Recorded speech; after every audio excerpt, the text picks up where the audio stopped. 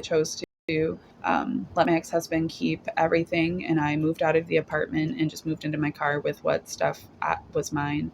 And at that point, I was just trying to avoid my family. I was trying to avoid everything, really. I wasn't in the best state mentally because no, I was super depressed about the breakdown of the marriage, and I was trying to deflect that by doing cocaine. And I was doing cocaine extremely heavily for about 3 months, to the point where it was all I cared about. I was, just completely dissociating, going through my divorce. So, like, it was all that I cared about. It was all that I wanted to spend my money on. I was working 2 jobs at the time and spending the grand majority of my money just doing coke. I was barely eating. I was just smoking cigarettes, drinking on and off, doing lots of coke. Um, but my dealer was actually a friend of mine, and it got to the point where he was like, "Listen, like, you're not in a good way, and I'm not going to keep selling to you. I'm not going to let you ruin yourself if I have anything to say about it. It's been fun, but, like, you need to do better for yourself." And I am so blessed to have people like this in my life, like, so blessed. Like, I grew up Christian, where, like, I would have never imagined saying that I was blessed to have a coke dealer in my life, but, like, this man, he helped me, um, in a way that, like, because I would have found another way to hurt myself, um, and there wouldn't maybe have been somebody there that actually cared about me to stop me from it. So, like, things like that in my life have always just, like, it's so weird how they have added up. And the people that have come into my life to bless me are generally not the people you would anticipate to have been that blessing. But I'm just so thankful for it. And I'm so thankful that um, my connection to my highest power has allowed me to pull from those experiences what I have, so that I could get to where I'm at.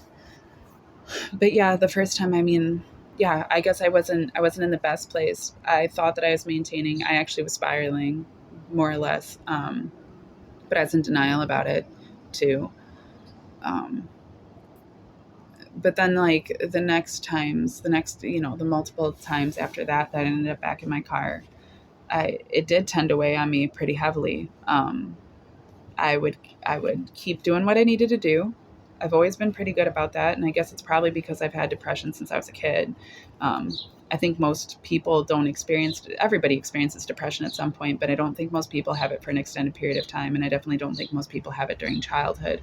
I developed through consistent depression, so I learned how to survive despite it, in a way that I feel blessed by, because many adults don't experience it until they're in their 20s or 30s for the first time, or even 40s, 50s, when they've gone through, financial loss, or the loss of, like, a spouse or a child or a parent, and, stuff like that.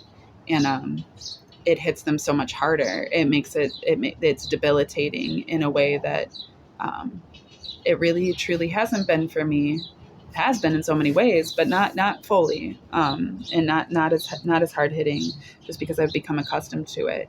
And so I am thankful for that. But at the same time, I can look back at the past and at the times that I was depressed, and just recognize how far gone I was, and you know how desperate I was, and how, man, there's been so many times, and not even just by my own hand, that I have been so close to death. And yeah, it's only by the grace of the universe that I haven't succumbed to any of that.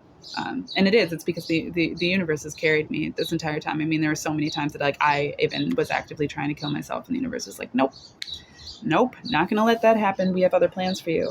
So, you know, I've learned to embrace that, because I didn't have a choice otherwise. I kept trying to fight it progressively, and to the point that I was 30. Um, Between 2016 and 2018, I tried to kill myself 3 different times. I was hospitalized 4 times for my mental health. But 3 of those times I was put on suicide watch. And the only reason that I lived was because my ex happened to be there, or happened to show up and take me to the hospital. And it's crazy, because I know so many people have been to that point, and I hate that. Especially because, like, I know I know what I know, and I know the connection that I have, and I know that it's always been so incredibly potent, and that so much of it was me fighting against it because I didn't want to accept that. And like, I don't know what it looks like for other people. When I hear strangers tell me that there is something inside of me that is so powerful that it called to them to give me whatever resources they had to help me along my journey, knowing that they were doing their purpose by helping me, that shit's wild. And I've heard that so many times, and I've watched it happen. I've watched people just offer me their hearts and their souls and their families and their spaces and their money and their resources just to see me in a better position, or just to see me continue on my mission, and they believe it to be part of theirs. And that, yeah, it's wild. But it's also wild to me more than anything just because of like how rare that whole, like, that isn't rare in my life. That's happened all the time. And when I meet those types of people, they've experienced those things too, but those people are rare.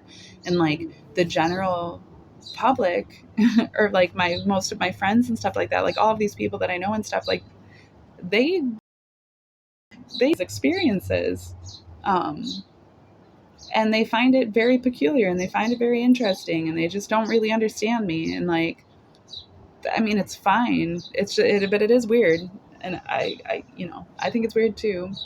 But it's also because like, I can't even begin to explain these things. Cause like, I get it. I understand all of this. Like, I know what's going on. I don't know shit. I don't know shit. But like, I am connected to all things. All things move through me and are a part of me, and then move out of me, and then I experience them. Like, there is not a single thing in my reality that I have ever experienced that hasn't been connected to me. I mean, that's the only way that I can experience anything. So it's like, in that awareness, I don't question the universe. It's so strange because sometimes I do, but that's in my emotions, and it's in a period of time. When I'm able to separate myself outside of time and space, these things just all fall into place. And like, it's so crazy, and it's so beautiful, and it's so, what the best thing about it is, because like, this isn't me. Like, this isn't, I'm a wisp of consciousness that exists for a moment in all of time and space, and like one of many, one of so many, I'm just a particle, like every other particle. And like, that's what's so incredible about it, all of it. Because like, to think about how wild my experience has been, and like all of these tremendously like profound things I've been through and learned and experienced, and other people have experienced through me, and to know that like, this is just part of existence, it